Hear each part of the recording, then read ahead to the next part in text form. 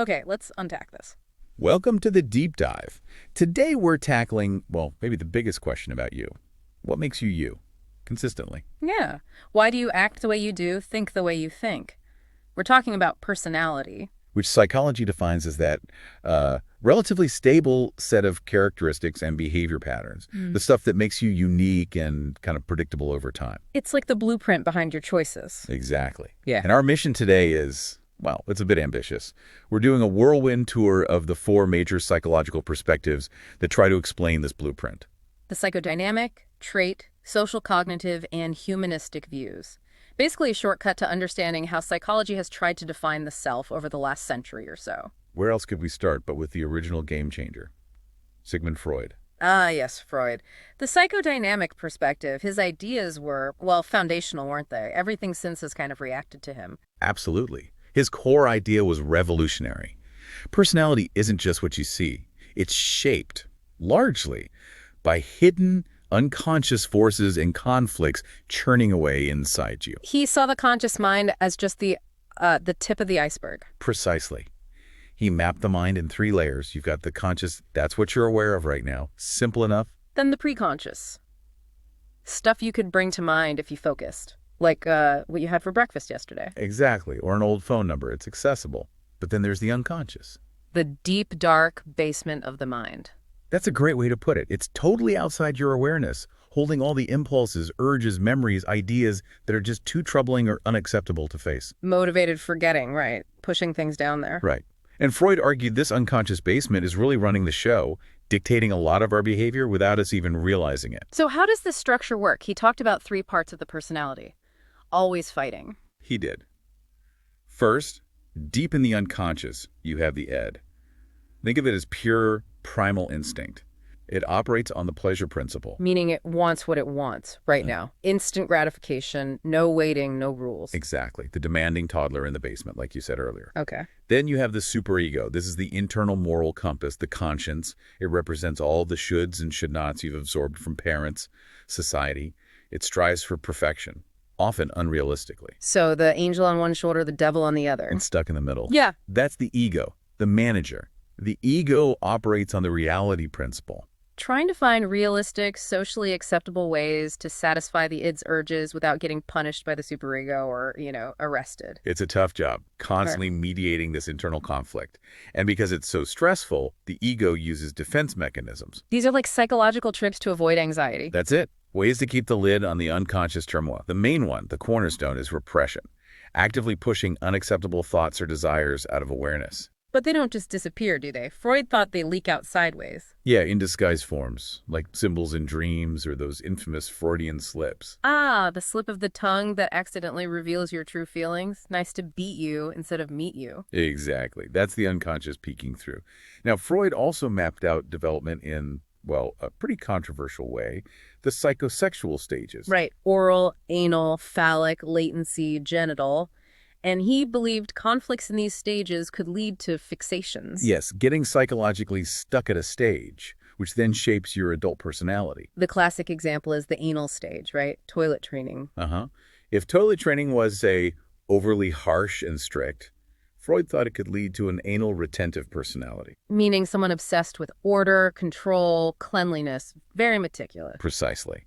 And if it was too lax, maybe an anal expulsive personality, messy, disorganized, maybe rebellious. Okay, I can see the link there, even if it sounds a bit much. But then came the phallic stage. And the infamous Oedipus complex. This is where Freud proposed children develop incestuous feelings for the opposite sex parent and see the same-sex parent as a rival. This is the stuff that really caused an uproar, and still does. Concepts like castration anxiety in boys. And penis envy in girls, which he controversially linked to feelings of inferiority in women. It feels very dated now, but it was central to his theory of conflict and development. But not everyone agreed with this intense focus on sex and aggression, right? The Neo-Freudians. Exactly. Thinkers like Jung, Adler, Horney. They kept the idea of the unconscious, but shifted the focus. Left sex and aggression, more social relationships, culture, and the conscious ego. Like Carl Jung's idea of a collective unconscious. Shared myths, archetypes across all humanity. Right. And Alfred Adler focusing on the inferiority complex, that feeling of being small or weak, driving us towards a drive for superiority to achieve and overcome. And Karen Horney directly challenged Freud's ideas about women. She talked about social factors and even flipped the script with womb envy. She really pushed back against the biological determinism, emphasizing culture. So the psychodynamic view gives us this deep, hidden inner world. But it's incredibly hard to test scientifically. How do you measure an Oedipus complex or repression? That's the biggest hurdle. And it leads us perfectly into the next perspective, which took a totally different approach. Forget the hidden plumbing. Let's just measure what we can see. Which brings us to the trait perspective. Right. Instead of asking why you're outgoing, trait theorists just want to measure how outgoing you are. They focus on traits, stable, enduring characteristics. Things like sociable, anxious, kind, dependable. So it's more about describing personality than explaining its origins. Initially, yes. Yeah. Early theorists tried to map these out. Gordon Allport talked about cardinal traits, dominant ones, central traits, basic building blocks, and secondary traits, situational ones. And Cattell tried to get more specific, distinguishing surface behaviors from deeper source traits. Exactly. But things really coalesced and became much more, well, manageable, with Hans Eysenck proposing just 3 major dimensions. Introversion, extroversion, neuroticism, emotional stability, and psychoticism, tough-mindedness. And that push for simplification ultimately led to the dominant model we use today, the 5-factor model or the Big Five. OCEAN. Everyone remembers the acronym. Openness to experience, conscientiousness, extroversion, agreeableness, and neuroticism. And the power of the Big Five is immense. It's not just descriptive. These 5 traits consistently predict really important life outcomes. Like job performance, health behaviors, relationship success. Exactly. And crucially, these 5 factors seem to pop up pretty reliably across different cultures, which gives the model a lot of weight. And we have some hard numbers here too, don't we, about genetics? We do. Current estimates suggest genetics accounts for something like 40 to 55% of the variation we see in these personality traits. So nature definitely plays a big role. It loads the dice, but doesn't fully determine the outcome. Right. But the critique of trait theory is still there. Does it just label behavior rather than explain it? And is behavior really that stable? I mean, you act differently at a library than at a party, right? The situation matters. Absolutely. And that leads to the more nuanced, modern view of interactionism. It's not just your traits or the situation. It's the interplay between your traits and the specific situation you're in that shapes your behavior. That interaction idea seems like a perfect bridge to the third perspective, the social cognitive view. It really is. This perspective emphasizes learning, thinking, and the social environment. It sees personality less as fixed traits and more as a repertoire of behaviors and thought patterns you've learned. And importantly, it sees you as an active agent. You're not just pushed around by unconscious drives or fixed traits. You think, you anticipate, you learn. The key concept here is Albert Bandura's reciprocal determinism. It sounds complex, but it's actually quite intuitive. It's the idea that your thoughts, your behavior, and your environment are all constantly influencing each other. A 3-way street. Precisely.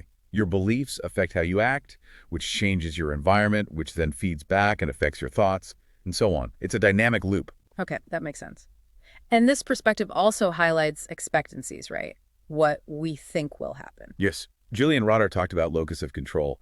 It's about where you believe control of your life resides. So internal locus of control means you believe you make things happen through effort. Right. You feel like the driver of your own bus. External locus of control means you feel outcomes are due to luck, fate, other people, forces outside yourself. You're more of a passenger. And Bandura added efficacy expectations. Yeah, which is slightly different. It's not just about whether you think effort generally pays off, locus of control, but your specific belief in your own ability to succeed at a particular task. Can I actually do this? That feels very practical. If you believe you can do something, you're more likely to try it and maybe succeed. Exactly, and that's the power of this perspective. It led directly to things like cognitive behavior therapy, CBT. The core idea is change your thoughts, your interpretations, your expectancies, and you can change your feelings and behaviors. So it offers a clear path for change. But what does it miss? Well, critics would say it downplays the unconscious factors Freud obsessed over, and it doesn't fully integrate the genetic basis of personality that the trait theorists highlight. It's very focused on learning and cognition. Which brings us to our final perspective, one that feels almost like a reaction against both Freud's darkness and the somewhat mechanistic view of social cognitive theory, the humanistic perspective. Yes, this is a third force in psychology. It emphasizes conscious experience, free will, and our innate drive towards growth and achieving our full potential. It's a much more optimistic view of human nature. Carl Rogers is a key figure here with his self-theory. He talked about self-actualization, right? Becoming the best version of yourself. Exactly.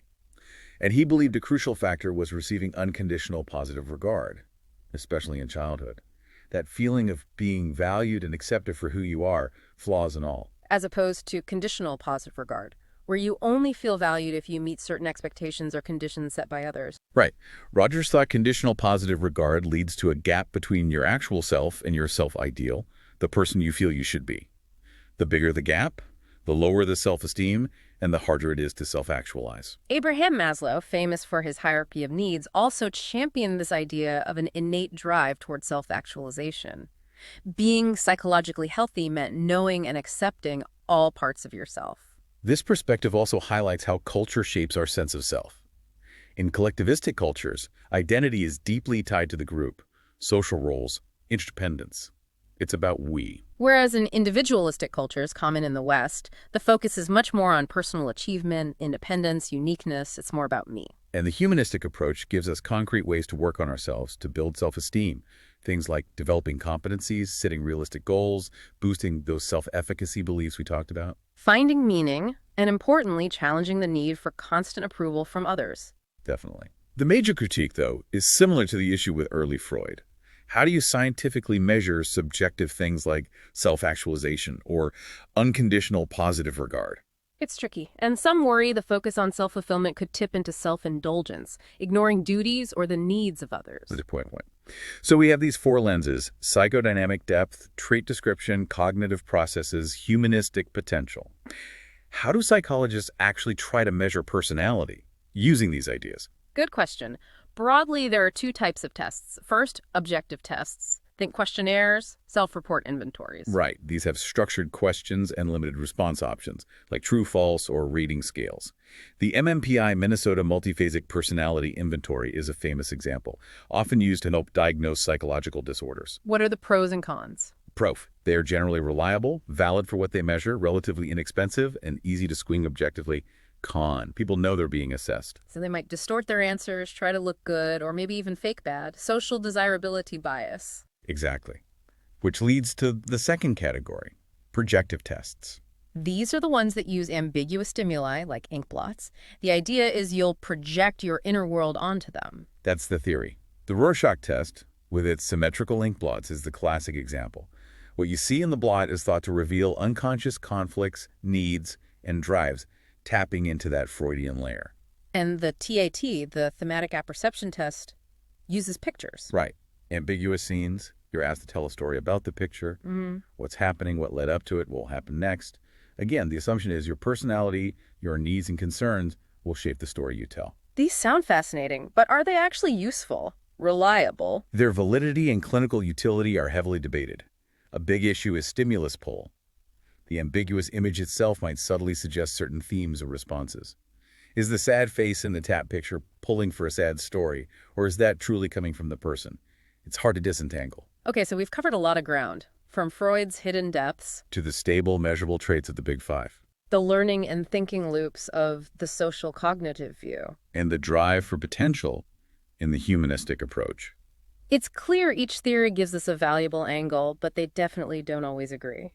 The humanists largely ignore the unconscious. The trait folks can overlook the situation. Which brings us right back to that fascinating, complex question of interactionism. How much of who you are is fixed, something you carry with you, and how much is shaped by the specific moment, your thoughts in that moment, the environment around you. And here's a final thought to chew on. If research suggests 40 to 55% of your personality traits have a genetic basis, how does knowing that affect how you think about personal growth or changing yourself? Right.